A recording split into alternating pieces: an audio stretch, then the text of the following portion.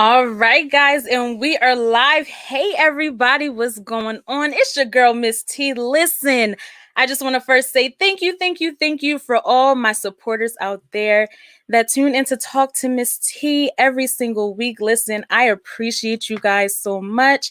If you have not already, please go and download the official Talk with Miss T mobile app. It's free, guys. You can't beat it. It's free.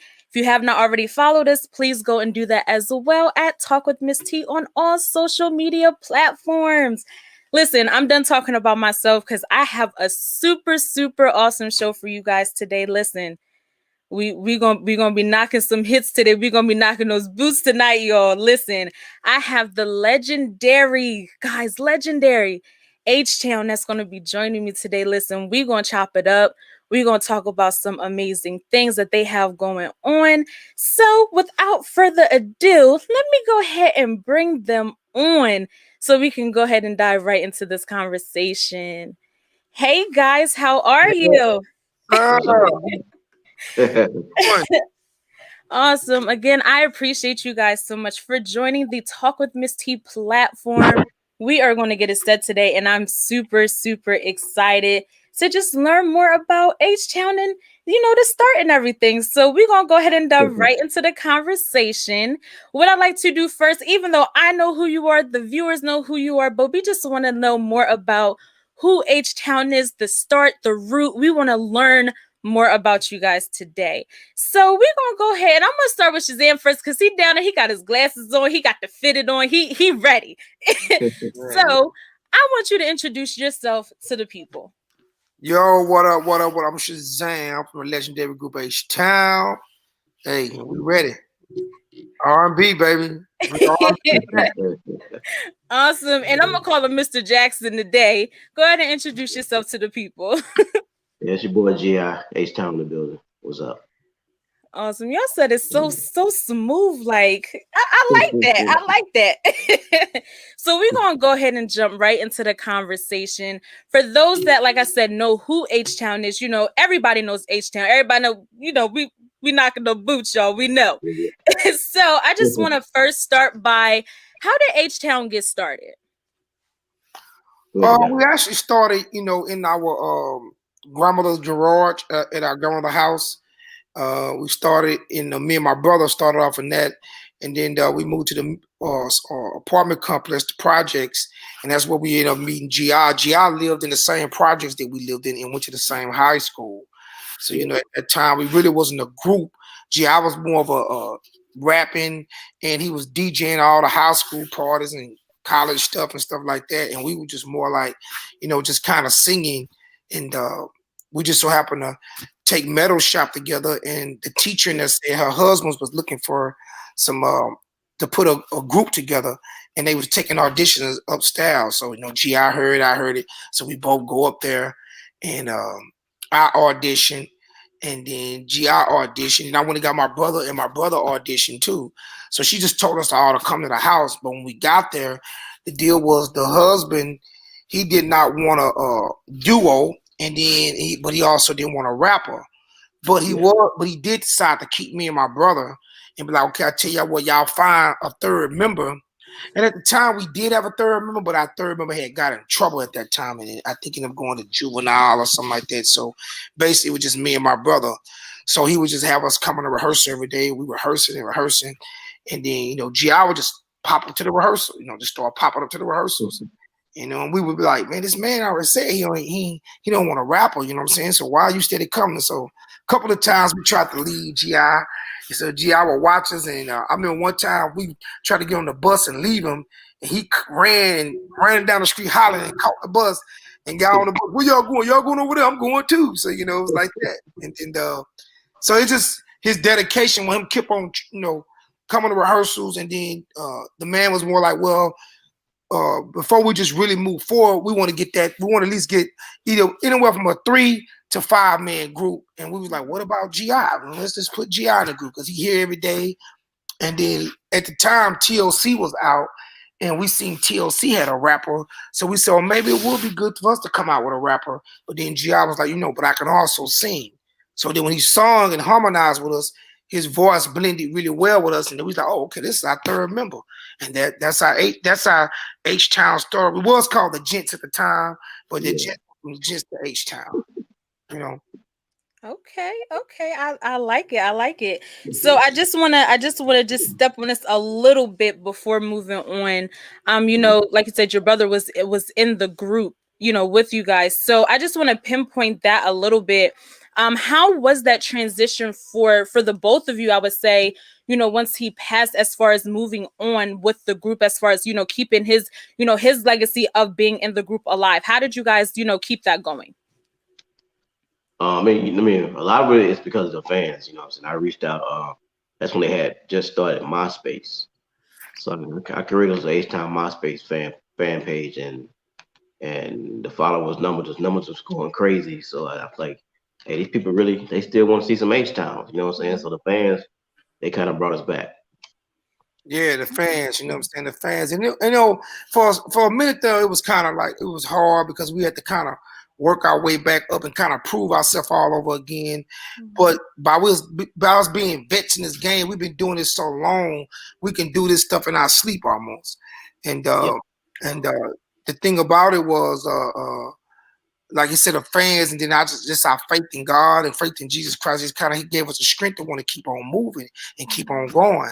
So mainly, we decided, me and G.I. decided to go get back in the studio and start recording new records, and then they started getting great response. We started back doing shows again. The shows started selling out. So hey, we decided, hey, we're gonna come back for the fans and keep the legacy and memory alive of Dean O'Connor. Yeah. Okay. Awesome. I like it.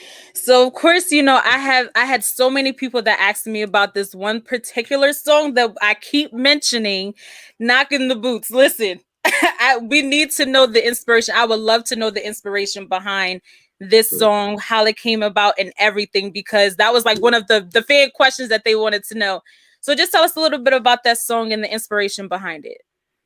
Well, actually, it was a song, you know, that our producer had gave me and my brother a beat, and Dino kind of started out writing the song. He started out writing the song, and I remember when he was singing something to me like, "Give me some TikTok" or something like that, and I was just like, TikTok, you know, they don't make sense. So I said, me just say something like knocking, you know, give me some, you know, that's some not. So we ended up coming up with the knock on the boots.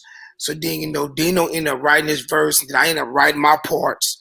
And then we went and got GI, and then GI started writing his parts, and then we ended up just coming up with a smash hit, you know what I'm saying?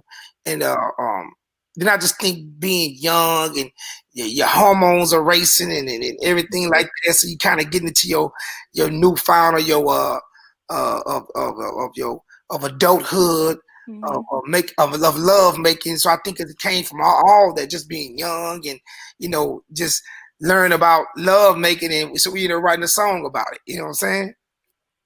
Okay. Well, the good thing I like about the song too is that even though it was like a few years before my time, it's still something that I mean I hear, because it's like, okay, like it got a good message behind it, it got that feel to it. So it's definitely something I could see, you know, later down the line, years to come, you know, those generations are still going to hear that sound of like, oh, that's H-Town. Everybody know H-Town, you know what I mean? So I like it. Yeah, most definitely. Awesome.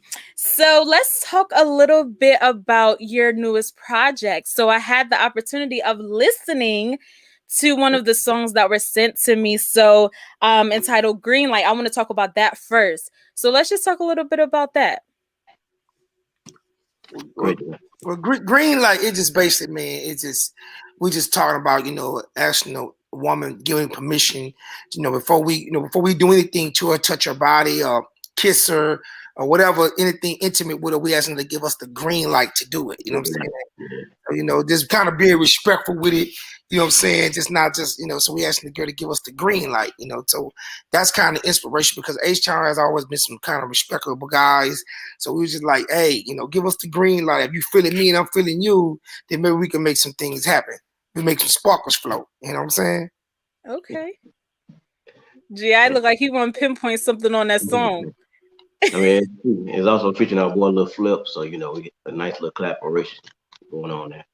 Yeah. 713, Green Light 713, another Houston rapper. Kind of like Lil Flip is a legendary rapper in Houston. We're a legendary group, R&B group. So we kind of collide the two worlds to come up with a great hit. Yeah. Okay. Awesome. So is that I would say the consensus on how the actual album of Child Support came about? By off that one song, or was it like something in particular that made you entitle that Child Support? Child Support, man, the fans did that, because a lot of females or a lot of males will say, hey, man, I made my kids off of your songs, Knocking the Boots, or just your H-Town albums, period. They were like, man, I had a lot of my kids off of you all songs. So, so they like, man, where's my child support? You owe me child support. You know what I'm saying? So like everywhere we go, they would always say that to me and GI, that they made their kids off our song. Or a lot of our kids was made to your music. And man, I feel like y'all owe us child support, man, with all these kids that are made. So we kind of named the album Child Support as a dedication to our fans. Yeah.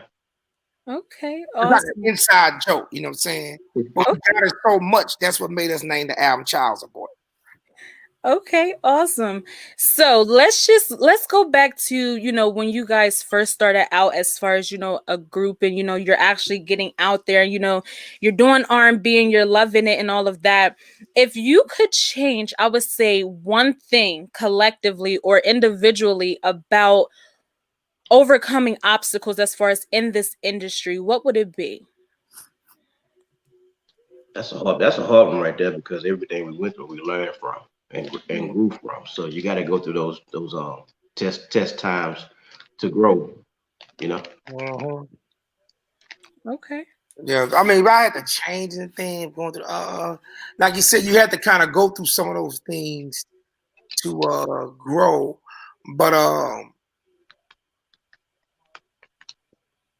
don't know. I'm kind of with GI, because I think when you first coming in like that, it's like you don't really know. If a person tell you, well, man, you shouldn't have signed that bad contract. 9 times out of 10, your mind frame, you would have signed that contract because you so want to get in. You know what I'm saying? You so want to get in to where you would just be like, but like, I mean, like now everything is different for me now. But in the beginning, it was more like, man, you kind of had to learn to go through the experience to learn what not to do, what to do and what not to do.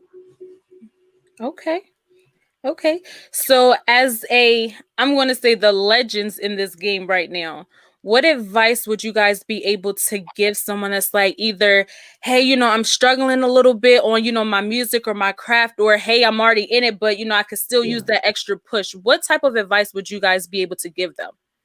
I mean, I would say like you for one, you have to be original. You have to be that piece of the puzzle that doesn't fit, and not be a carbon copy.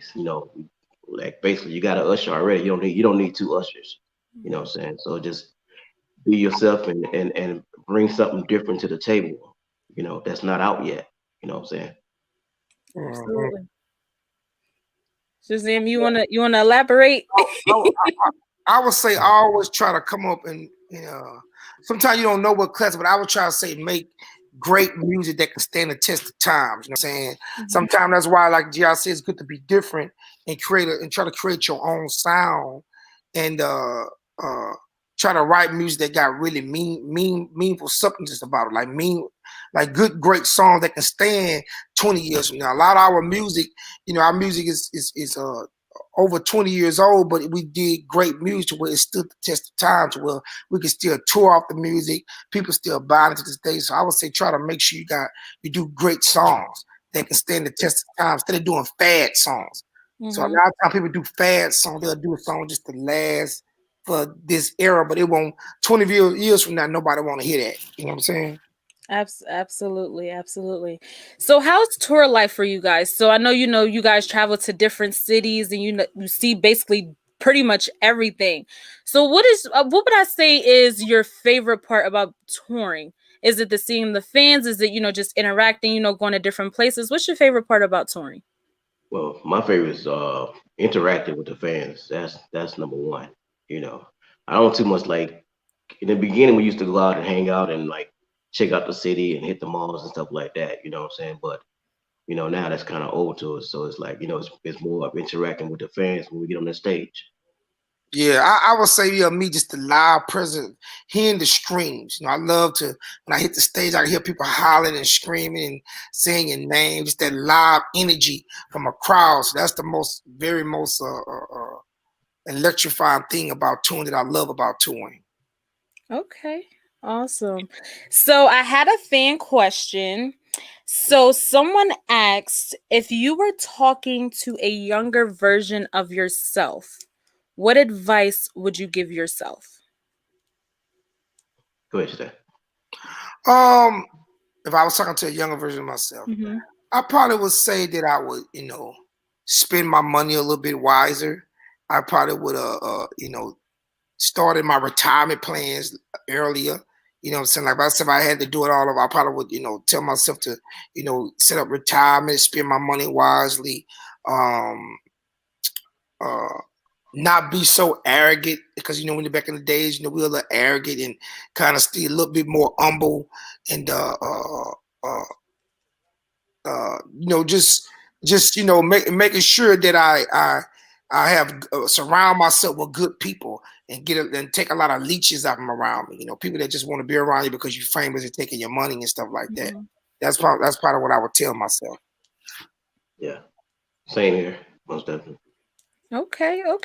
GI over there real quiet. I feel like we gotta pull it out of him a little bit. A little bit. I'm just laid Awesome. back. Awesome. Well, another question that we did have, again, they sent in a lot of questions, literally. So another one was, what is or what was your biggest musical challenge? What was my biggest music challenge? Mhm. I would say my biggest music challenge. I would probably say getting out our old contract when we was going through a situation with our label when we was trying to get get switch labels and then get the right situation to make sure we land the right situation for our new era, but we was trying to get our old contract and we had to hire all these lawyers and everything to get us out of it to try to put us in a new situation, and then we had labels fighting over us, so we had to try to make sure we picked the right label for H-Town. So I think that was one of our biggest musical challenges. Yeah, Okay. Okay. and, and Awesome. trying to stay on this road. So we've been like when we first came out, we was like touring like the first album we took for like 2.5 years straight, nonstop. So now, since this pandemic, it slowed down a whole lot. So we're trying to get back to that. Yeah. Okay. So my next question, and this is my personal question. So if we were able to, work out getting you guys close to like Philadelphia, you think we can make that happen or something like that? Oh, most definitely. Most definitely. Okay. Okay. So I'm gonna make sure that everybody that's watching and listening heard it first here, that if we try to put it together for Philly, we're gonna try to get H-Town here. Most definitely it'll happen. Awesome.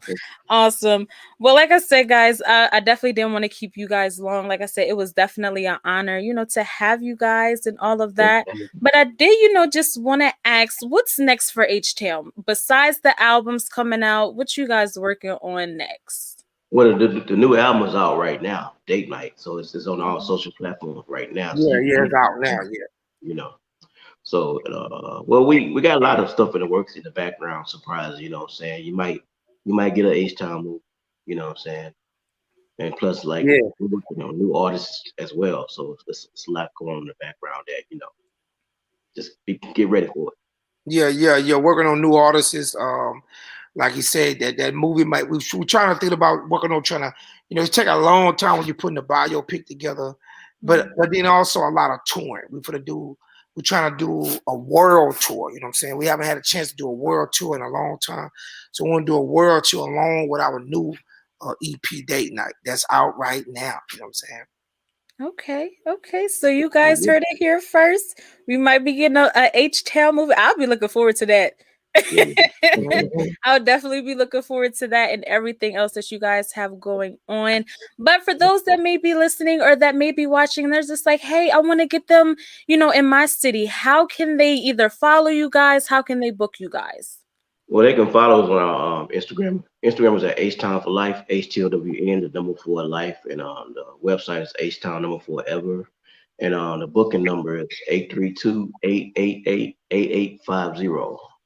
Yeah, they can also hit me on my IG at Shazam of H-Town. Then we also have a company site, h-townmusic.com. So, if they want to go on there, they can check out, all our albums, get merchandise, all that type of good stuff. You know what I'm saying? So, those are the quickest ways to get in touch with us.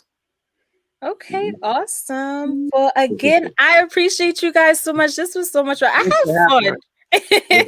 I definitely have fun. It was definitely, like I said, an honor to have, I'm gonna say, the legends on Talk with Miss T. So listen, I cannot wait to see, what's to come for you guys. And I'll be checking out We Wait for the movie. And if I be like, hey guys, remember y'all was on my show and y'all said we was gonna have this movie. Oh yeah. So I definitely look forward to it. And we definitely will have you guys back on the show again at a later time. But again, guys, if you have not, if you're just joining in, if you're just listening, again, we got H-Town on the show today, y'all. We done made a deal. We got H-Town. Yeah. But again, I appreciate everyone that watched, that subscribed, that just everything. I appreciate all the Talk with Miss T supporters out there. And until next time, guys, we are going to go ahead and sign off. All right, peace.